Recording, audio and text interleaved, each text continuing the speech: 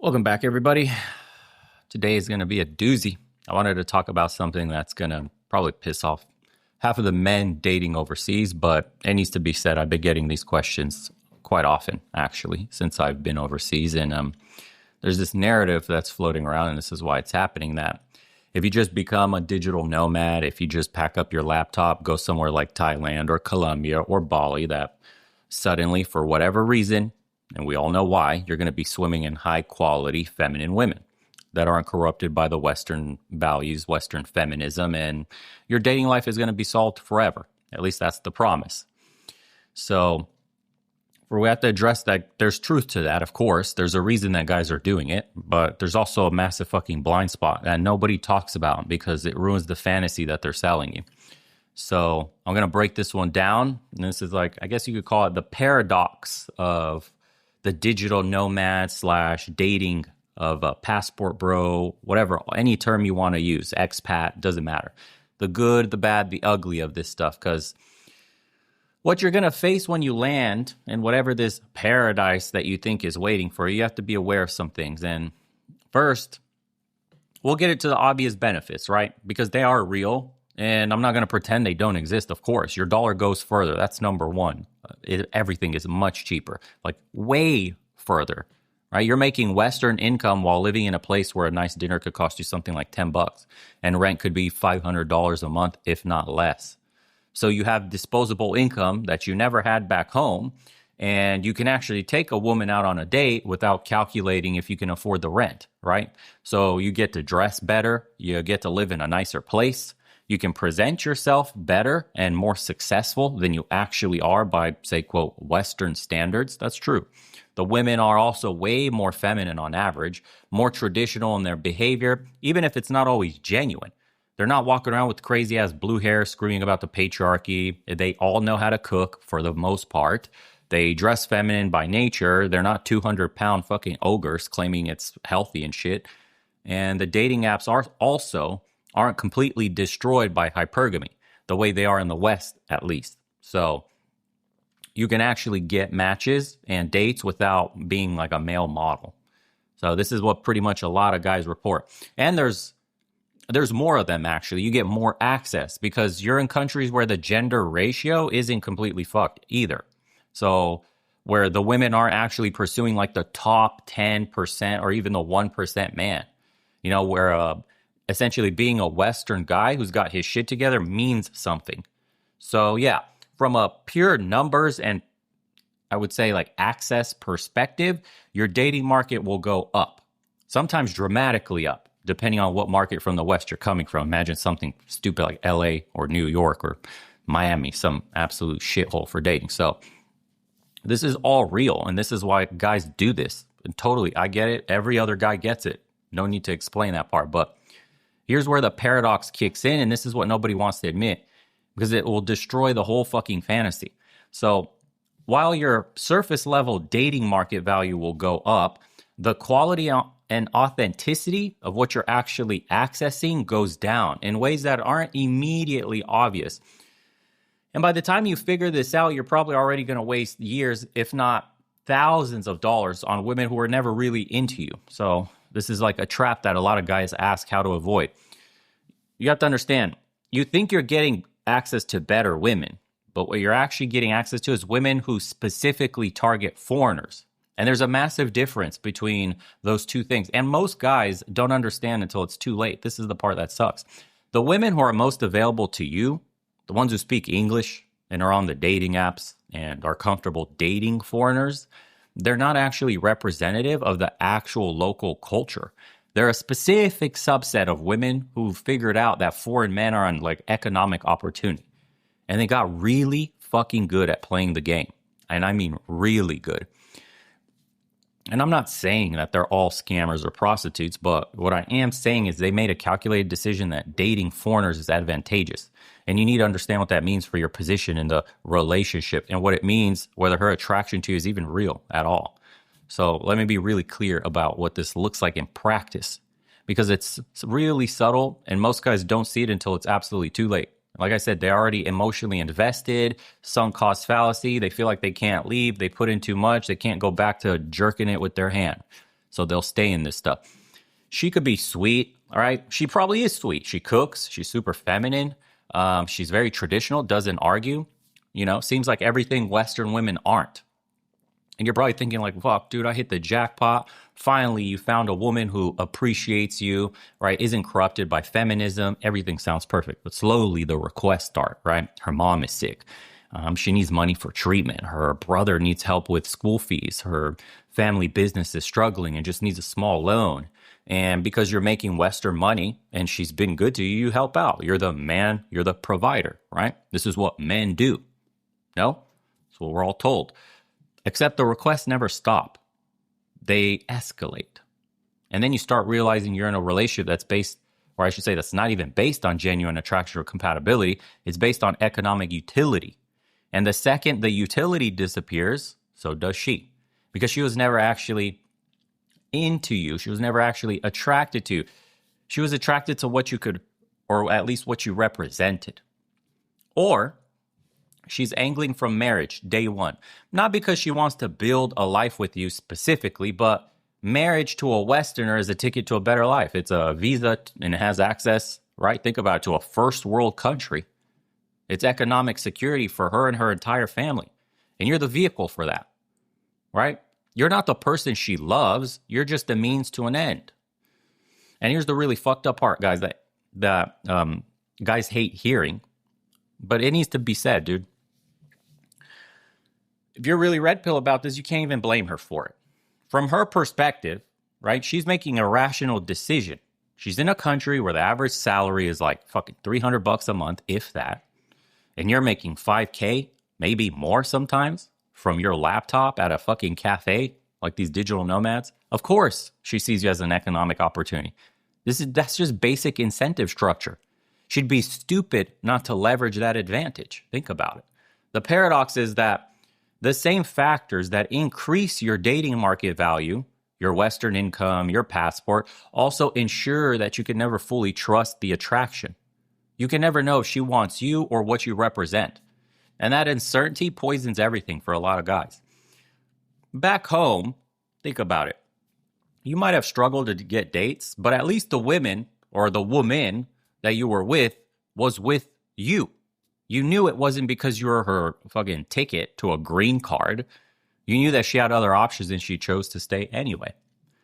So there was some baseline, at least, genuine attraction, because it's the economic disparity wasn't so massive. You're not bringing a girl's family out of poverty. You understand? Just like, oh yeah, I kind of like this guy. Okay, we'll date. Even if it turns out to be sour, at least they were more genuine than some of the guys getting targeted overseas. And overseas, you have more options, but every single one comes with the question mark I told you about. Is this real? You're probably thinking to yourself, or am I the economic opportunity that's available to her that she found maybe this month? And that question will eat at you. And if you try to ignore it, especially, it will bury deep. So, and the local women who aren't specifically targeting foreigners, the actual high quality traditional women that you think you're going to find, they're not accessible to you. And this is the part that's going to sting the most. And the guys, I already know what the guys are going to say. Yeah, right. My woman's high quality. Just hear me out for a second, because this is a brutal aspect of this that guys aren't accepting. But we know, especially if you live there, especially if you talk to locals, you have to accept this. The same way the women refuse to swallow the red pill, you're going to have to swallow this part too. Those high quality women, the real traditional, they're not on dating apps. They're not hanging out in any expat bars or cafes. They're living their lives within those local communities, dating local men. And they're not interested in a foreigner who doesn't speak the language, doesn't understand the culture, and is probably going to leave in 6 months anyway. So you end up dating from a pool of women who are available to foreigners, which by definition is filtered and somewhat artificial dating market from the get-go. Because the women who make themselves available to foreign men are doing so for specific reasons. And those reasons are usually economic, or they're specifically seeking a way out of their country, right? The traditional submissive woman that you're imagining in your head before you're traveling, the one who's real feminine and loyal, and she's not corrupted by modern values, feminism, all that stuff. She's not waiting for you at some beach bar in Phuket. She's at home with her family, following the traditional values, which means dating within her community and following her father's guidance about who she marries. Then there's the other guys, right? Because You're not the only one who figured out this strategy. You're competing with every other Western guy who moved there for the same exact reason. And a lot of them are fucking losers, let's be honest. Passport losers, pookies, whatever name they give them today. They actually have a name. Locals have a name for these guys. Losers back home, something like that is what they call it. Guys who couldn't get laid in the West, so they moved to Southeast Asia to play tutorial mode, essentially. You got broke English teachers living in studio fucking apartments, sex tourists who treat the whole country like a brothel. And now every local woman associates Western men with this type of person. So your value is simultaneously higher because you are Westerner and lower because you're associated with every other degenerate Western guy who came before you. And the women who are experienced with foreign men, the ones who are actually available and accessible to you, they've learned how to play the game. They know exactly what to say, how to act to extract the maximum value, right? Maximum value from you while giving the minimum commitment because they've done this before with other foreign guys, most likely. You're not special. You're just the current one. And when you're gone, there'll be another one. So another red flag for you guys is, does she date foreigners? And most likely, if she's talking to you, the answer is already yes. So you think you're the one gaming the system, but the system's actually gaming you. And the whole setup is designed to separate you from your money while giving you just enough validation and feminine energy to keep you hooked. And that's what the game is right there, plain and cold.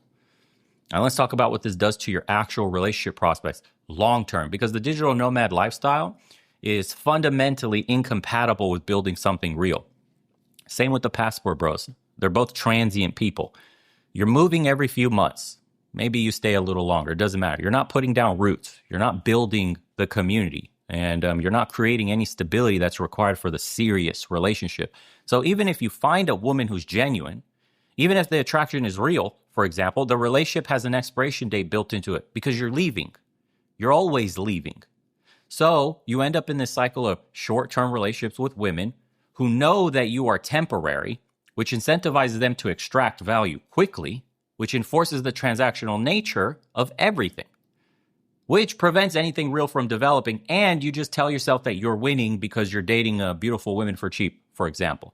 But you're actually stuck in this endless loop of shallow connections that goes nowhere. And if you do decide to settle down with one of these women, if you bring her back to the West or stay in her home country permanently, now you're dealing with a whole different set of problems. Is she going to stay feminine and submissive when she has access to Western divorce courts? Or is the mask going to come off finally the moment she gets the green card and realize that she could just take half your shit and you can't do anything about it? All right? Is her family going to bleed you dry now that you're permanently accessible and they know that you have the resources? Or is she going to resent you for taking her away from her family and make your life miserable until you agree to send them money every month? This is a story that happens to a lot of guys, right? The very thing that made the relationship possible, the economic status, right? And the status in general, the differential of that becomes the thing that makes it unstable long-term. Because you built the whole relationship on a foundation of her needing what you have rather than actually wanting you. So again, your options are increasing, but your ability to trust those options decrease. Your spending power increases, but so does the number of people trying to extract value from you. And your access to feminine women also increases. There's a lot of them, but your access to the genuine attraction decreases. It's such a mindfuck. The entire structure of the lifestyle is designed for short-term consumption, not long-term building. So then you have the traditional high-class women in these countries, right? The actual quality women you're supposedly there to find. This is a brutal one. It's going to hurt feelings. They have racial and cultural preferences, and those preferences don't include you. A genuinely, and I mean genuinely traditional woman from a good family wants to date within her culture and within her race. That's what traditional actually means. It means following the values and the structures that our community has maintained for generations. And those structures don't involve dating some random white guy or black guy or whoever Western guy who showed up with a fucking laptop in Thailand or wherever else in Southeast Asia, in the Philippines. Her father has expectations. Her family has expectations. And if she's from a higher class background, those expectations are even stronger because they have more to lose by her dating outside of her community. The father is looking for a son-in-law, for example, who shares the cultural values the family has, who speaks their language, who understands their traditions, who can integrate into their family structure, and who comes from a family with comparable social standing. That's super important. And you're a foreigner, and you check exactly none of those boxes. Do you understand? The family will start pressuring her to date within her race and culture, especially, and you have to understand this, if they're higher class, because, and this is, I'm telling you, this will hurt your feelings. Marrying out is seen as marrying down, regardless of how much money you make, because you're not a part of their community and you never will be. So the quote, high class traditional women, the ones with options and family support and good reputations, they're dating within their community because that's what their families expect them to do. And that's what traditional values actually dictate. The women who are open to dating foreigners, the ones who are willing to go against family pressure and cultural expectations, they're predominantly lower class women. And they're open to it because you represent a meal ticket, because you're their economic escape route from poverty. I can already sense blood pressure rising, right? It's not because they find you attractive, not because they share your values, not because they want to build a life with you specifically. Understand? It's because dating a foreigner with money means the best shot at life. I'm just being real. And this creates a brutal question that most guys don't even want to ask themselves. But you have to be honest. Did you really retool your entire life, move to a foreign country, learn a new culture or attempt to, just to date low-class women who see you as an ATM? Is that the trade that you wanted to make? Giving up your community, your culture, and your language, your family back home, right? To access women who are with you for economic reasons rather than genuine attraction? Because if you're being honest with yourself, that's actually what most guys are doing. You're not accessing high-quality traditional women. You're accessing poor women who need what you have. And there's a massive fucking difference between those two things.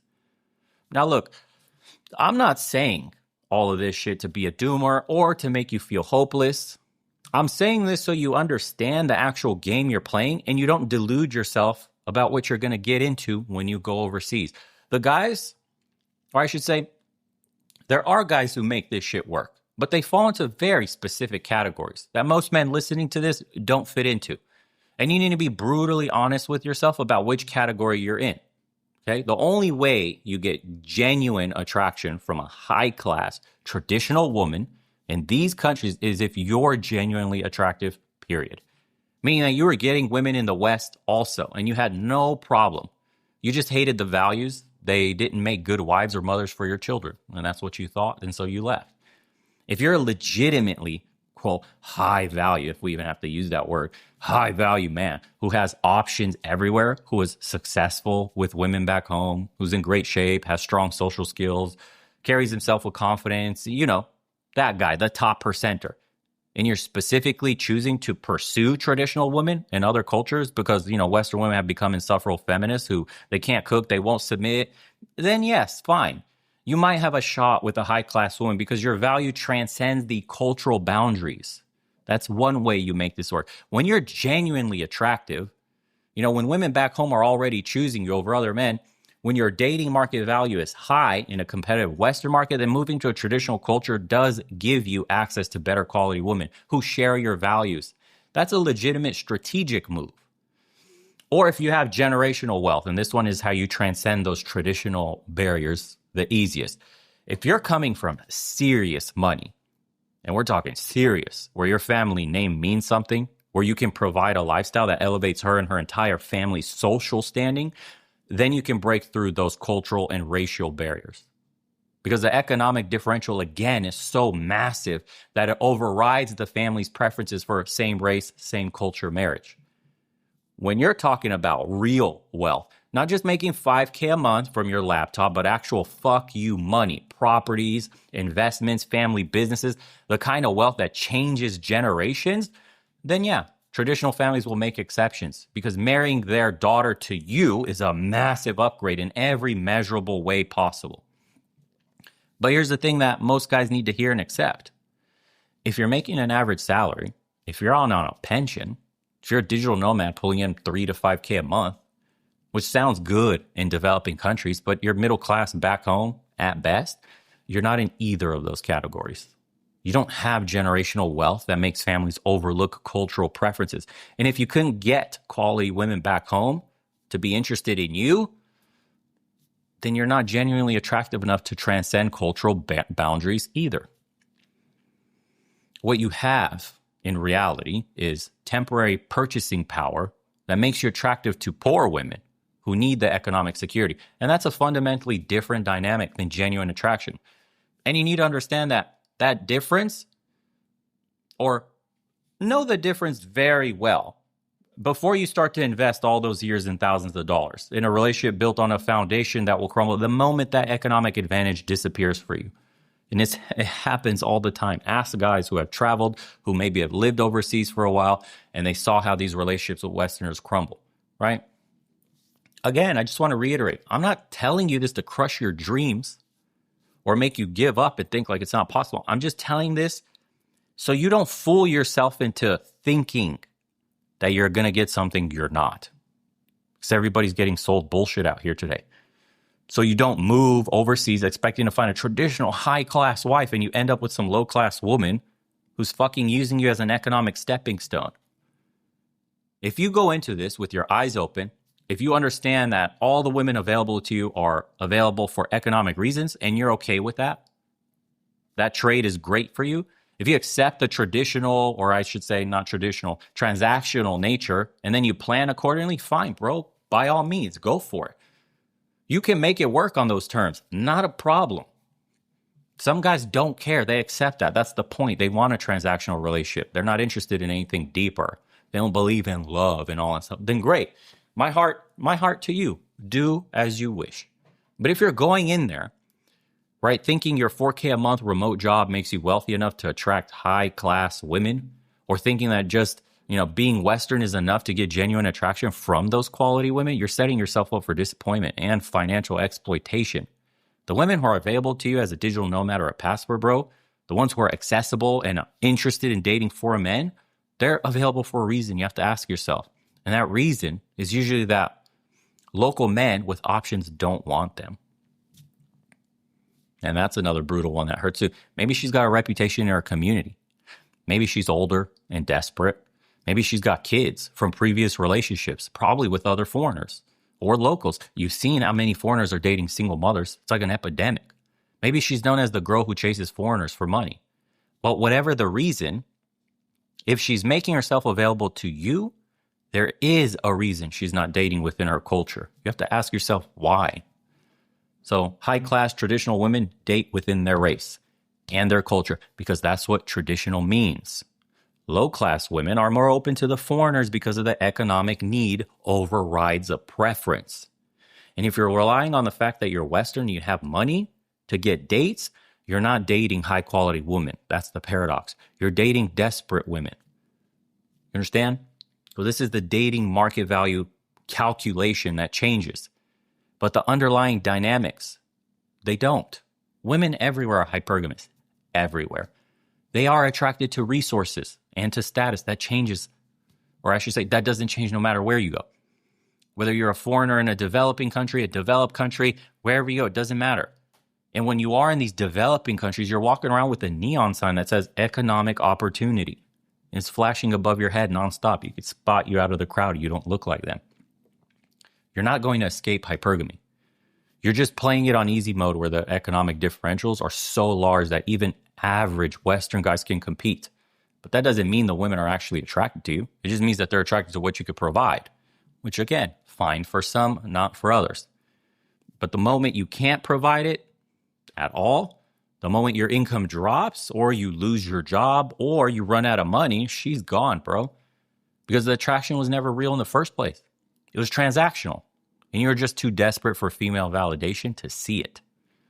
So be honest with yourself about what you're actually doing and what you're actually getting. Because there's nothing wrong with leveraging your advantages, I told you, and enjoying a better dating market. But don't confuse that with finding something real or with better options, more options, right? And don't confuse more options as better options. That's a better way to put it. right? Or women that are just nice to you because they could be nice to you because you have money, right? And that doesn't mean she'll stick around once the money disappears. People are nice to you just to get your cash, okay? It doesn't mean she's genuinely nice. I'm trying to avoid guys to make the mistake where they'll end up like the stories we heard. Well, their guys will like figure this out years too late after they already invested emotionally, bought property, built a house for the woman, right? And they invested emotionally and financially deep into a relationship built on a foundation of economic dependency. And it's just disguised as traditional femininity. And by then, the bitterness will set in, and they'll either double down and trap themselves forever on this delusion, or they come back home realizing they wasted years chasing a fantasy that was never real to begin with. That's just what I wanted to say about this whole passport bro, digital nomad, dating overseas. It's gotten so popular and so cheap to travel that you just save a little bit of money, you go overseas, and the attention, it's overwhelming. You're desperate for some love from attention. Guys just forget how to act. They start to think with the man downstairs, and you'll get an explosion of videos saying, it's not it, it's a scam, bar girl did this. It's like, I just laid it out for you, hopefully in a succinct manner. This is about as short as I can do it with as much detail as possible in one video. So let me know what you guys think. Guys that are living overseas, people that have dated predominantly foreign women overseas. There's another aspect too, by the way, when this is more for the luckiest of them all. You live in the United States and you met a first generation foreigner that also moved there and lives there. And she was raised with those traditional culture values because she's first generation. So it's like essentially the meal coming to you in a sense, right? Like the fish is jumping on your boat. That's nice for those that manage that, but there's not enough of those women to go around for all the men that are interested. So these are some brutal truths that I think a lot of men, especially that are already overseas, need to have an honest conversation internally about. And for the men that are going overseas, I just hope this video can help you understand the dynamics on a much more nuanced, deeper level, because it's very easy to go on TikTok or Instagram and, guys that are just passing through places are in vacation mode. Everything seems nice until you settle in and see, the facade kind of come crumbling down, and you get to actually peer behind the veil of how things really work and what's really going on. I would consider myself in the more specialized, luckier branch of this because I was born in Romania. I went back overseas to Romania. I've been in America since I was 2 years old, but my family made sure I knew the language, could speak it, write it. So for me, integrating as a foreigner, I'm American by mentality, voice, culture, everything, but to go back home and say, hey, I'm Romanian American. I've lived overseas since I was a baby. And they go, oh my God, you're Romanian is nice. Wow, you speak very well. Wow, your parents taught you good. Oh yeah, well, okay. And then that makes things much easier for me. The racial component is there too. Even dating outside of Romania within the Balkans, we all look the same. We all eat the same food, practice the same religion. Much less friction there when it comes to the family. So be very wary of going overseas thinking you may land, or it'll be easy to land such a traditional, high quality, high value, whatever you want to call it. But that exact woman you're like dreaming up in your mind, trust me, she's not on the passport bro videos, not on the digital nomad, not on those dudes with the bottles popping on the fucking boats and clubs and beaches. And trust me, that's not those women. They're selling a lifestyle, they're selling views because of the financial incentive to get you to click. So, keeping it real with you boys. One hundo, even if it hurts.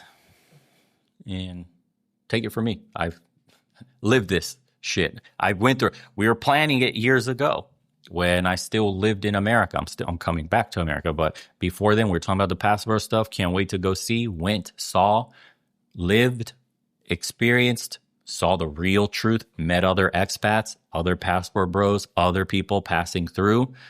Right? Doing the whole nomadic digital lifestyle. And you get to see truly what the life is like for a lot of men. So hopefully this illuminated some things for you guys. Anyways, appreciate everyone tuning in. and let me know in the comments below what you think. As usual, boys, we'll see you on the next one. Take care.